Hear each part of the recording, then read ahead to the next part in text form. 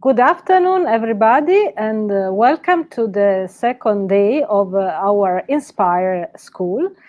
INSPIRE stands for International School on Modern and Physics and Research.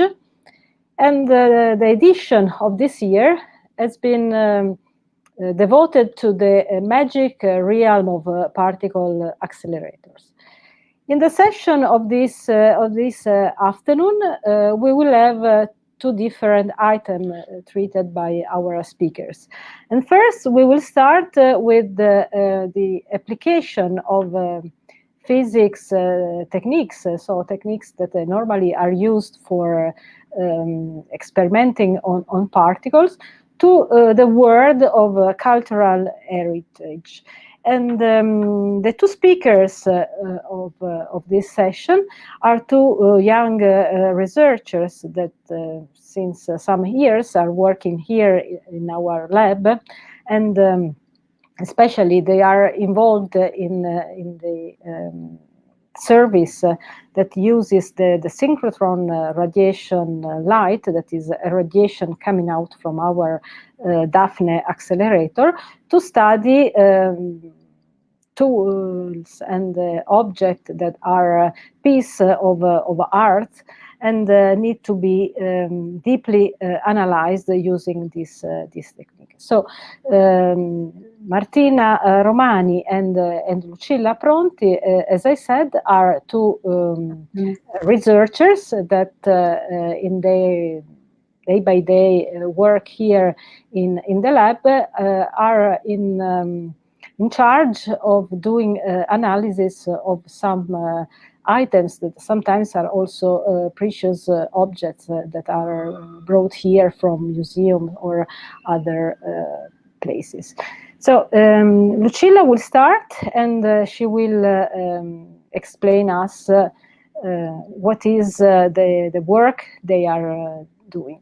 So please, Lucilla, tell us something about the CH network.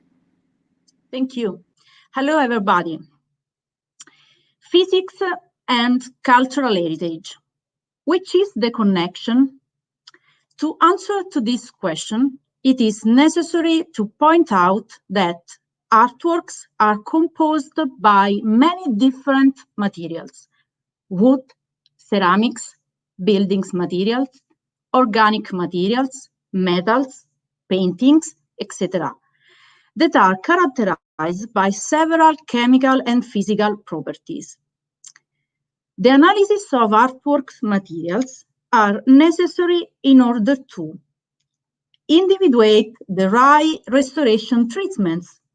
For example, each solvent used to clean a painted surface reacts differently in relation with the chemical properties of the artwork's materials. The knowledge of the nature of materials could support the authentication procedures. Some colors have been produced after a specific date, or some artists preferred specific color for their artistic production.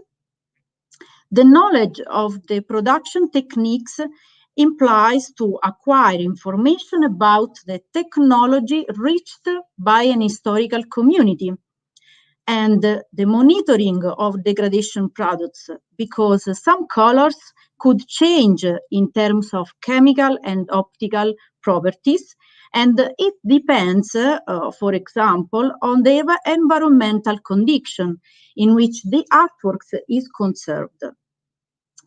If we could consider paintings, for example, we can imagine a stratification of materials like this, in which the external surface is constituted by varnishes.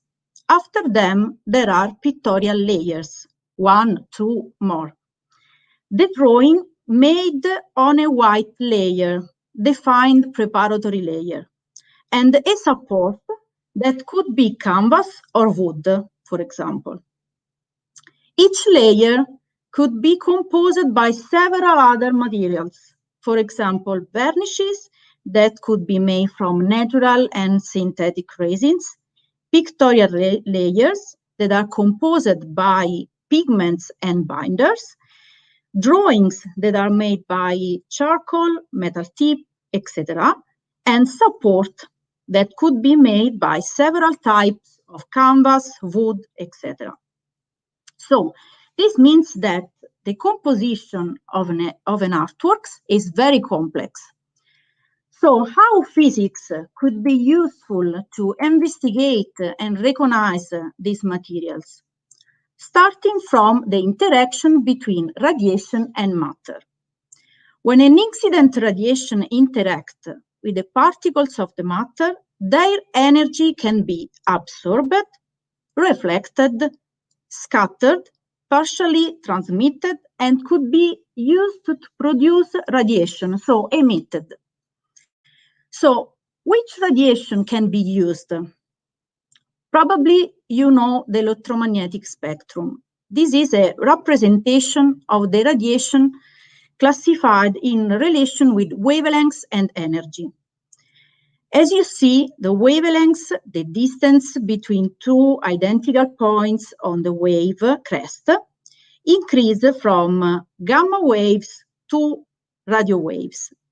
Some of these radiation are commonly used in our life, for example, for microwave ovens or X-ray scanner used for the airport security.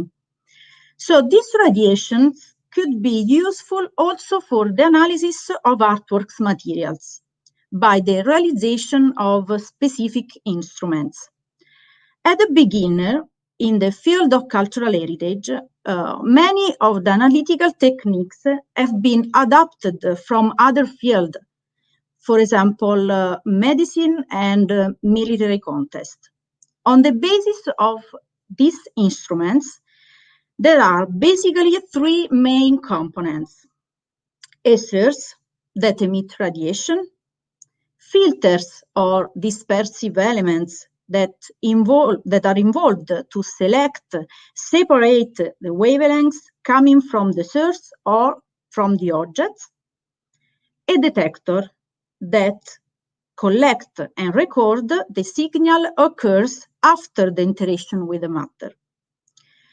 So let me start on this trip through the most used analytical techniques in cultural heritage.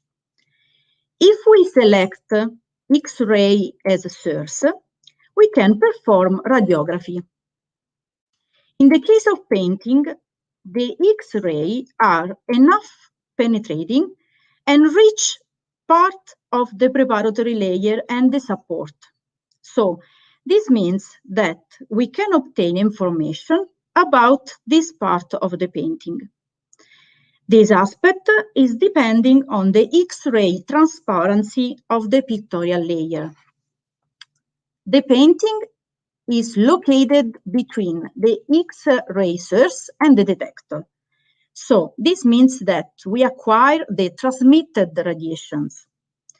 The radiographic image is determined by the X-ray absorption of painting components, pigments, and support, and their concentration and thickness.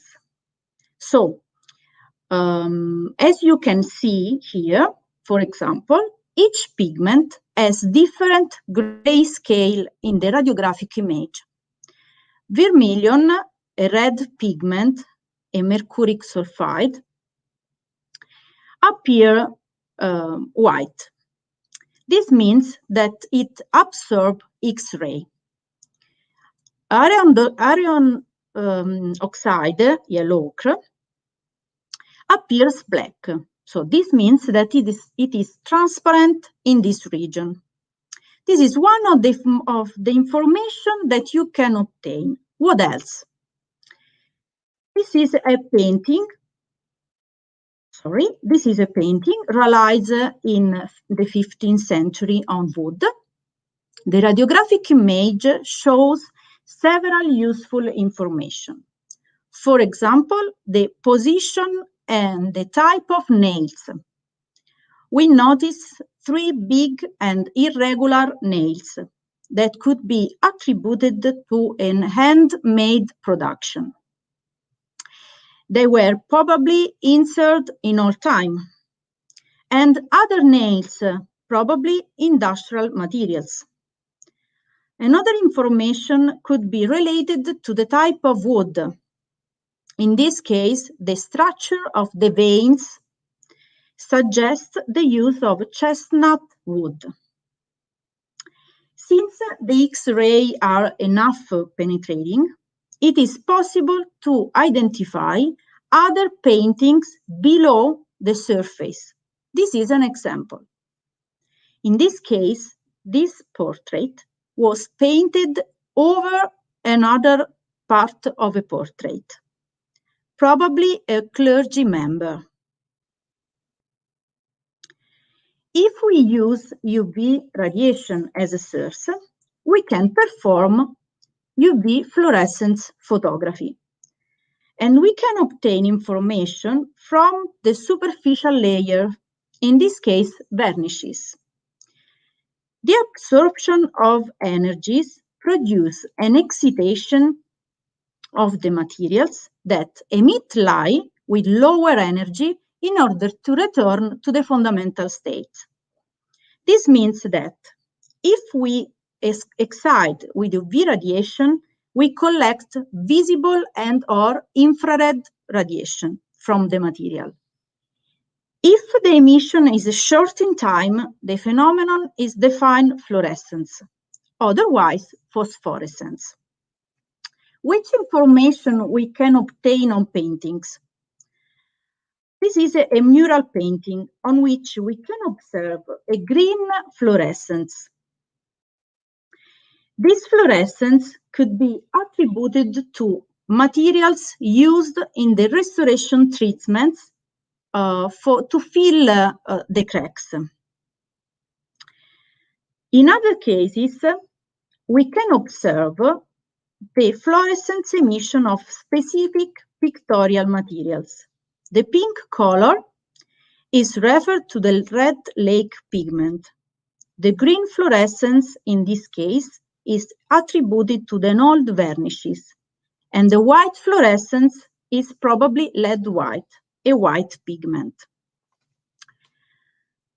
Visible radiation, you know the photography, but in this region, we can also perform multispectral and hyperspectral imaging.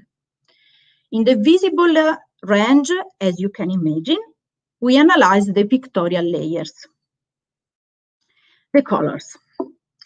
When a white light interacts with a matter, reflection and scattering occur. Reflection gives information about the color.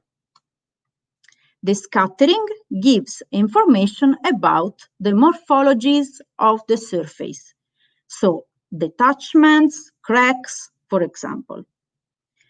How we can acquire a visible image?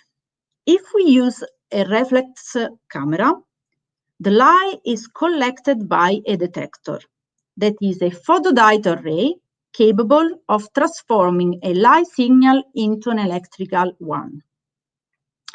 However, the elements responsible of the visible vision are filters or specific metrics that transmit three components of the light: red, green, and blue. The combination of these three ranges gives the color image. If we select more than 3 spectral regions, we can perform multispectral and hyperspectral imaging, in which we can obtain one image for each wavelength. Which is the important information? For example, it permits to characterize the spectral behavior of a pictorial layer. In this case, the pigment used for realizing the imaging of Leonardo is well recognized by selecting wavelengths around 600 nanometers. So this means that this pigment presents high reflection in this region. Infrared rays. This is the spectral range employed for the infrared reflectography. Using infrared ray, we can explore the drawings under the pictorial layer. When infrared rays reach a painting, part of the incident light is absorbed and part reflected. How? Starting from the painting structure, we can imagine the drawing as threads under the preparatory layer. Most of the pictorial layers are transparent to the infrared radiation. So, we can imagine that infrared rays reach the white preparatory layer and they are reflected. The signals are collected by the detector and the image appears white. When the infrared rays reach the dark materials, generally used for drawing, they are absorbed. So the image appears black. If there are some materials partially transparent to the infrared radiation, the image appears gray. The gray levels depends on the optical properties of the materials crossed. For example, I show you the reflectography of this painting.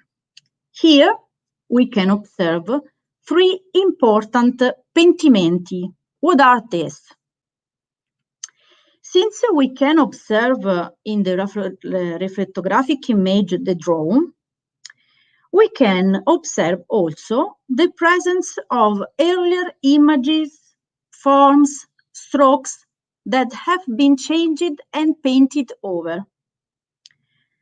So in this case, we observe the face of the figure placed on the left side was shifted.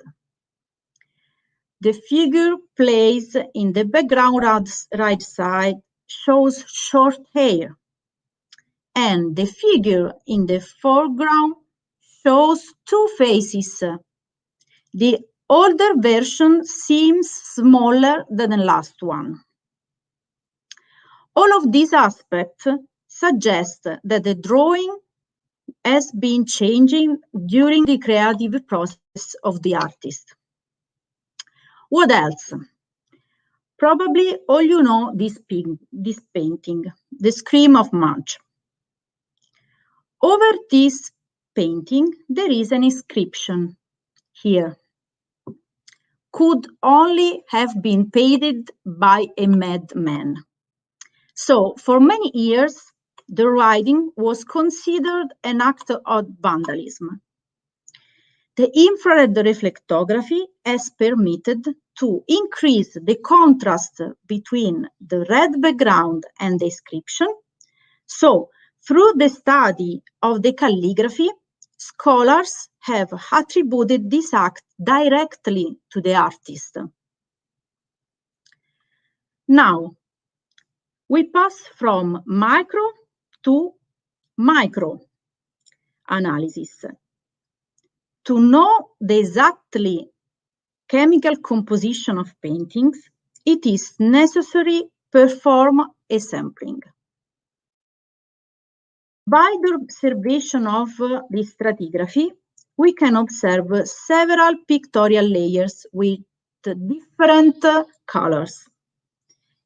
Each color, as we have seen before, are constituted by pigments and binders that are molecules with several formulas and structures.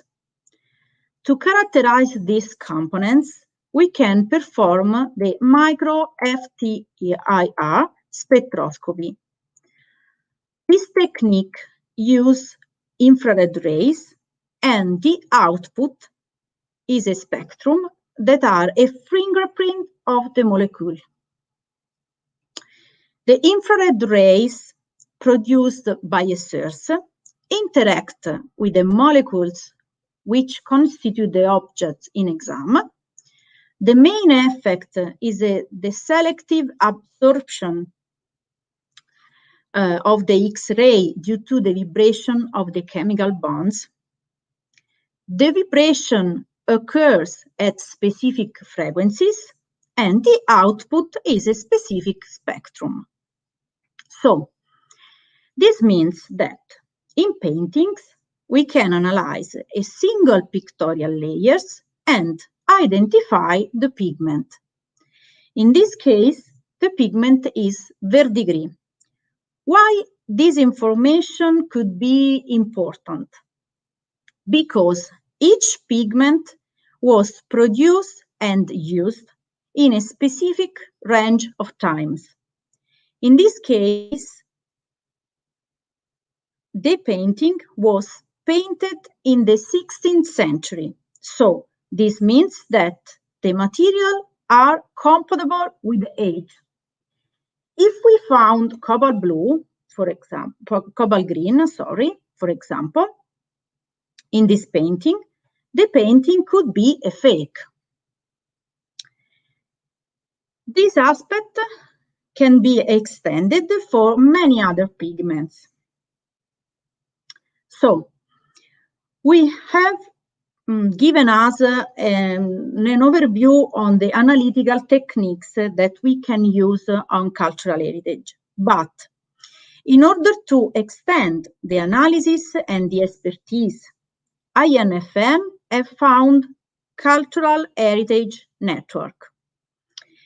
Several INFN laboratories located in the national territory that are involved in the analysis of artworks and in the development of instruments. So, we would like to show you a brief video of this aspect. Thank you.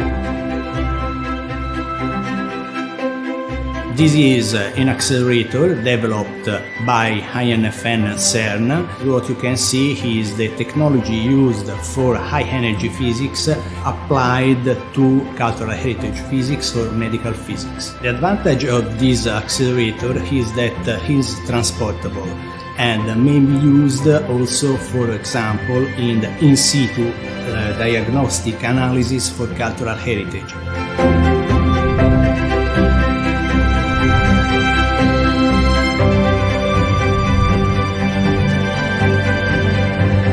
We have worked with Arts Mensure and INFN in order to obtain an image of the chemical elements that we can find in these paintings. Not just the pigment compounds, information about the technical execution of the painting. We discovered that there is a spot near the eyes, and that's moved the position of the visage.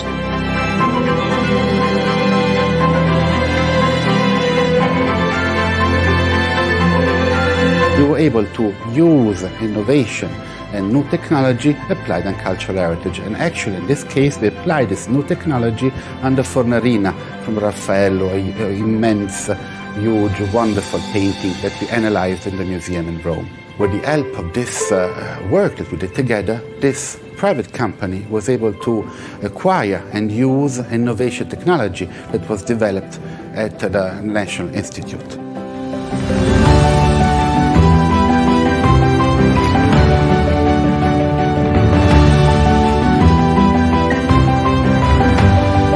In the NUSA project, the technology and expertise in electronics developed by NFN, were used to realize a new portable imaging instrument called multi-channel macro X-ray fluorescence scanner for high precision in situ measurements. Thanks to a brand new electronics and data acquisition system, it was possible to map the distribution of the chemical elements present in the world with extraordinary accuracy, thus identifying the inorganic pigments used and understanding the process with which Raphael applied them. Now, this innovative tool is available to operators in the sector of cultural heritage.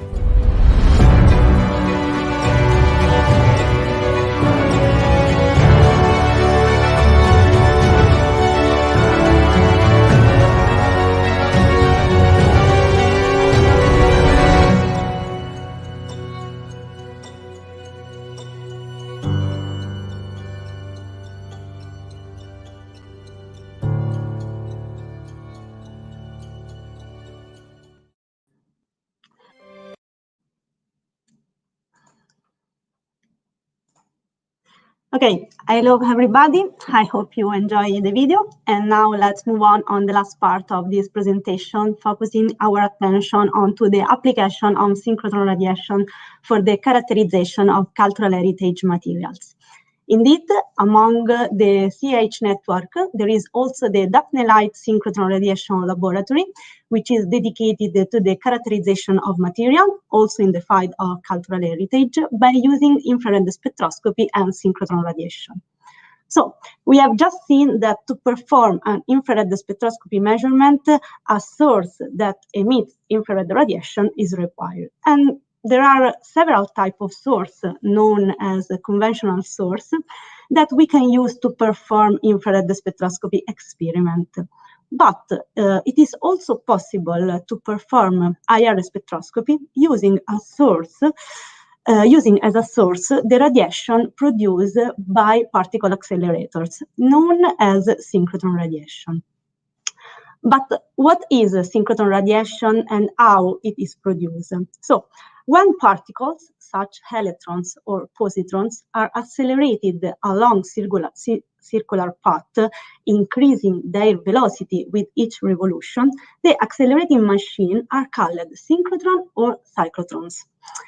Specifically, when these particles are forced to change their direction due to the effect of bending magnet, they emit a radiation that is called synchrotron radiation. The visible part of the radiation emitted by an accelerated electron beam was observed for the first time in 1947 at the New York Synchrotron Laboratory. For a long time, this radiation has been considered a problem for accelerating machine due to the fact that the accelerated particles lost some of their energy in form of radiation. Fortunately, during the second half of the 20th century, small groups of researchers decided to realize several experiments in order to study the properties of this radiation. And these studies have allowed us to know the unique characteristic of synchrotron radiation that are discussed in the next slide. Today, there are facilities all over the world where there are accelerators designed, built, and optimized to produce synchrotron radiation and to perform experiments using it. But what are the advantages of using synchrotron radiation compared to a conventional source? We have seen that each technique requires a source that emits in a specific spectral region. So, one of the most important characteristics of synchrotron radiation is that it is characterized by a continuous spectrum from X to infrared rays. So, using a single source, it is possible to cover a great portion of the electromagnetic spectrum. Another important characteristic of synchrotron radiation is the collimation of the beam. Why it is so important? Because when we need to analyze very small samples, such as cells or atoms, it is necessary to have a source characterized by an high collimation or brilliance. For example, if we are in a dark room and we want to see a person in front of us, we need to use a lamp. But if we want to see a detail of that person, such for example her eyes, we need to use a source with a more collimated beam, such for example a torch. Finally, if we want to see the cells or the atoms of that person, we need a radiation with a very collimated beam, such as, for example, synchrotron radiation. Another important advance of synchrotron radiation is the high spatial resolution.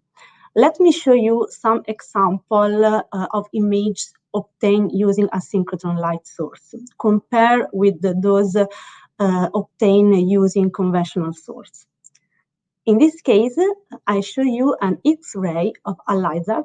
The first one is obtained using unconventional source, while the second one using the synchrotron one.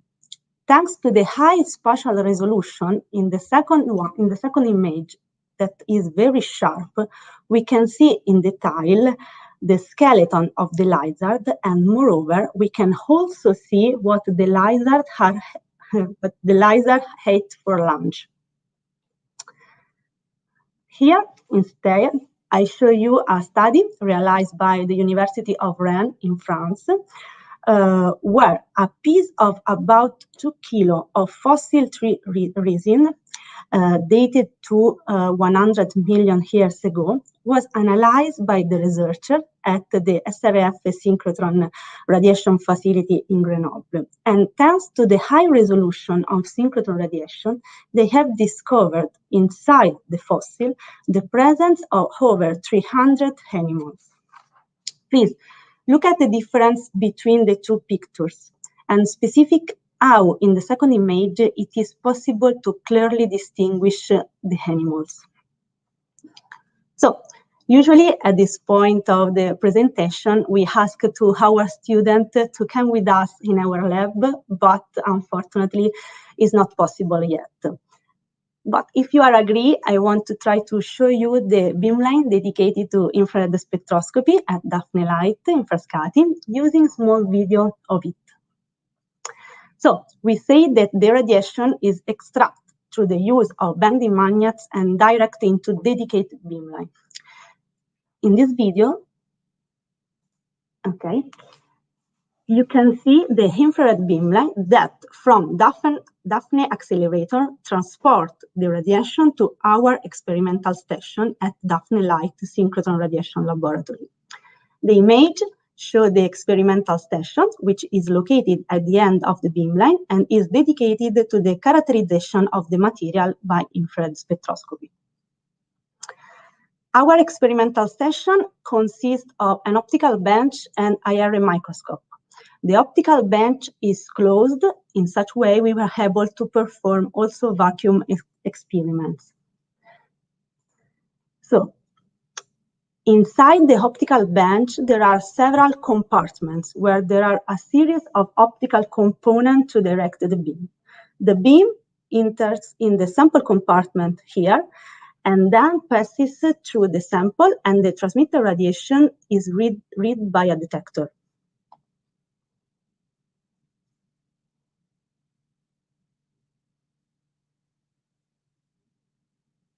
Okay. At the end of the optical bench, there is an IRM microscope, which, unlike an optical microscope, is made with mirrors optics that do not absorb infrared radiation. So, in this case, the beam arrives from the optical bench directly to the microscope, and to read signal, we use an MCT detector like this, or an imaging detector, which needs to be cooled with the liquid nitrogen to work. This experimental setup allows to analyze very small samples and to work in both transmission and reflection modes.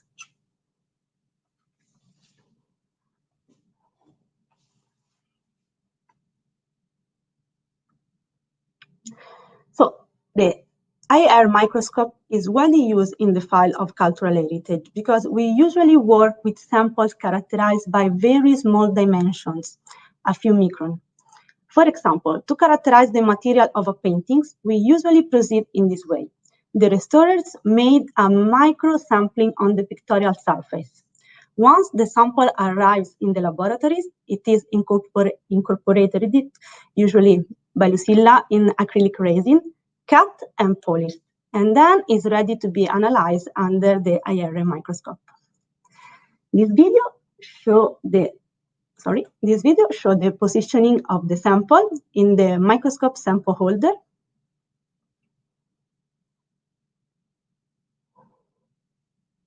Okay. The positioning of the sample holder under the IRM microscope, the focusing, and the choice of measurement mode, and finally, the setup parameter for the analysis. Once the measurement is completed, the acquired spectra are associated with one or more chemical compounds.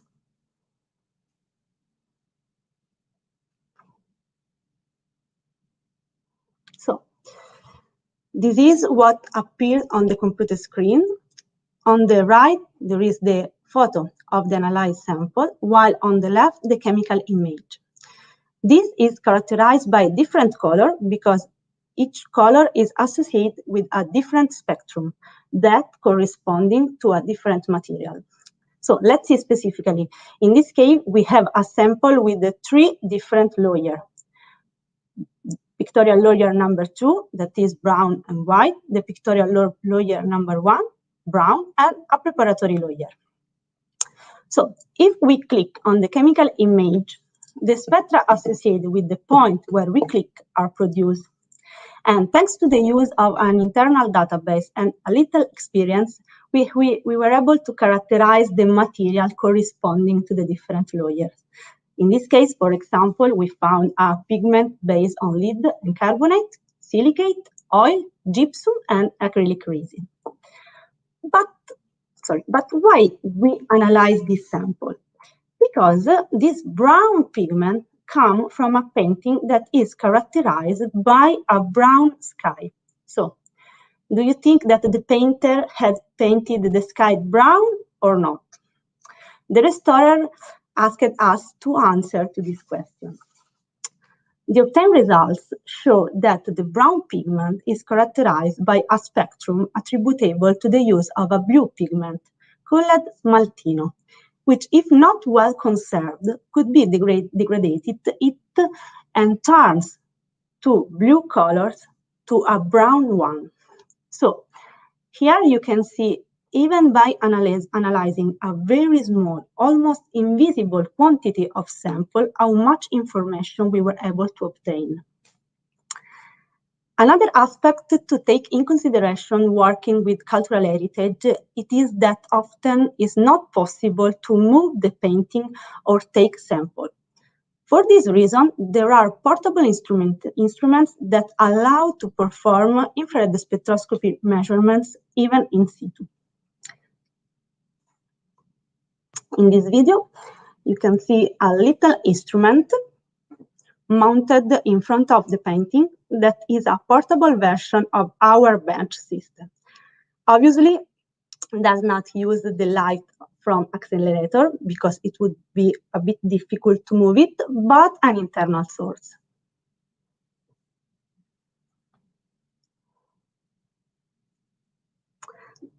So, thanks for your attention. If you have any questions or curiosities, there are our emails, and we hope to have us as a guest in our laboratory as soon as possible to be able to perform an experiment together using synchrotron radiation. Bye.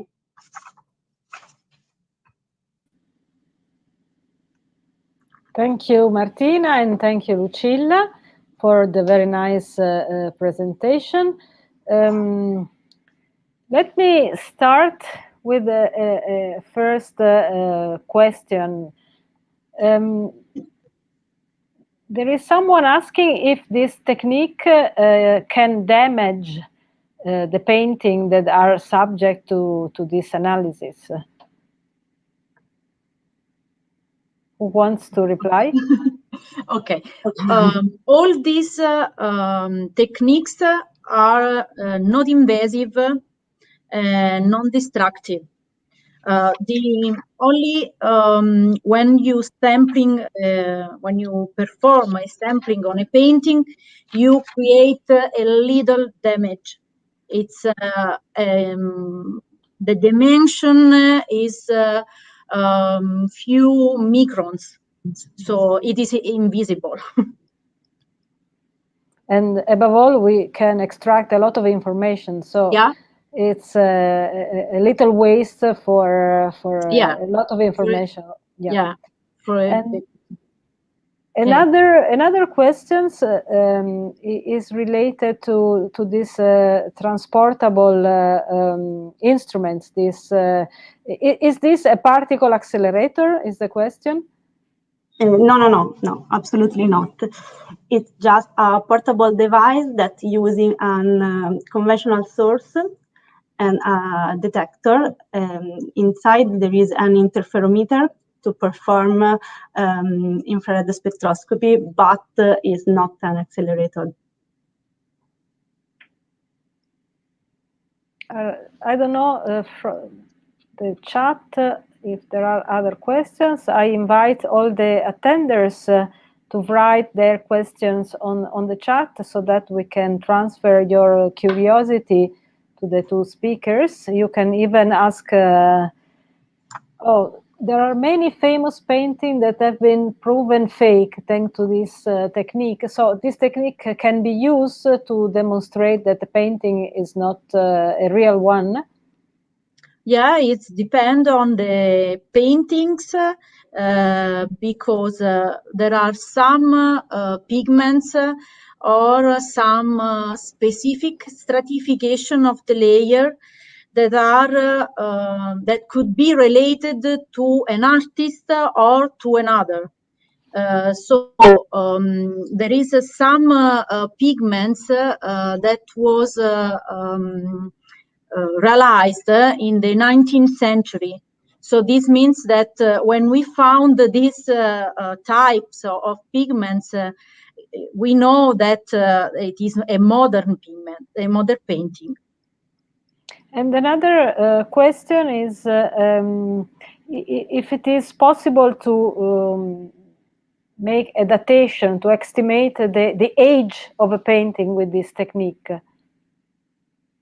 Okay, not exactly the age of the painting. We just provide information about the age or the period of use of the material. So, for example, about the use of organic compound that were started to product after a certain data, but not the data or the age of the painting. So it is necessary to know also a bit of history of art and which were the techniques used in a certain period, so that you can say, okay, this kind of varnish or pigment was used in that age, and therefore you can infer which is the period. So clear. Let me check if there are others. Don't be shy, please. Our speakers are very eager to hear your questions and to try to reply, but I don't see any more. So I think we can thank the two speakers of this first session of the Inspire School. Thank you, girls, for coming, and have a nice work in the rest of the afternoon. Thank you.